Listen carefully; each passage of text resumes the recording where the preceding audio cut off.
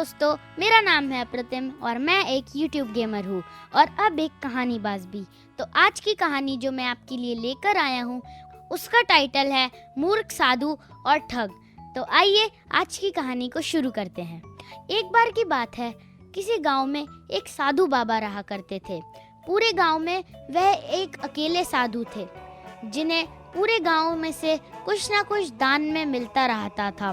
दान के लालच में उन्होंने गांव में किसी और दूसरे साधु को नहीं रहने दिया और अगर कोई साधु आ भी जाता तो वह किसी भी प्रकार करके उसे गांव से भगा देते। इस प्रकार उनके पास बहुत सारा धन इकट्ठा हो गया था। वहीं एक ठग की नजर कई दिनों से साधु बाबा के धन पर थी। वह किसी भी प्रकार उनके धन को हड़पना चाहता था। उसने योजना बनाई और एक विद्यार्थी के रूप में वह साधु बाबा के पास पहुंच गया और उसने साधु से अपना शिष्य बनाने के लिए आग्रह किया। लेकिन फिर थोड़ी देर बाद वह मान गए और ठग को अपना शिष्य बना लिया। ठग साधु के साथ ही मंदिर में रहने लगा और साधु की सेवा के साथ साथ वह मंदिर की भी देखरेख करने लगा।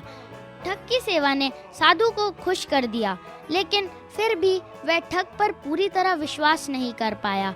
एक दिन साधु को किसी दूसरे गांव से निमंत्रण आया। वह शिष्य के साथ जाने के लिए तैयार हो गया। साधु ने अपने धन को भी एक पोटली में बांध लिया।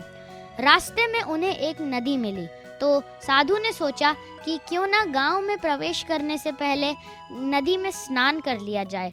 तो साधु ने अपने धन को एक कंबल में छुपाकर रख दिया और ठग से उसकी देखभाल करने का बोलकर वह नदी की ओर चले गए।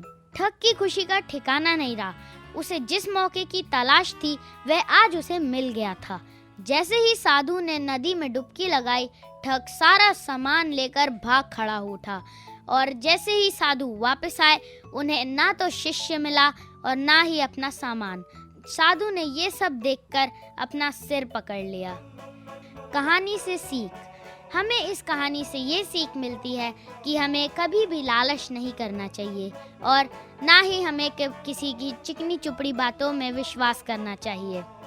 तो दोस्तों, ये थी हमारी आज की कहानी। आई होप कि आपको पसंद आई होगी। बताइए तो, क्या आप कभी किसी की चिकनी चुपड़ी बातों में फंसे हैं?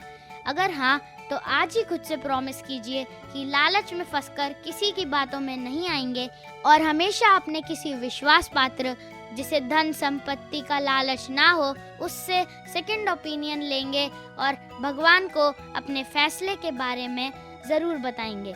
Okay, thank you. So this is अप्रतिम signing off for the day. Do take good care of yourself. Namaste. Om Shanti.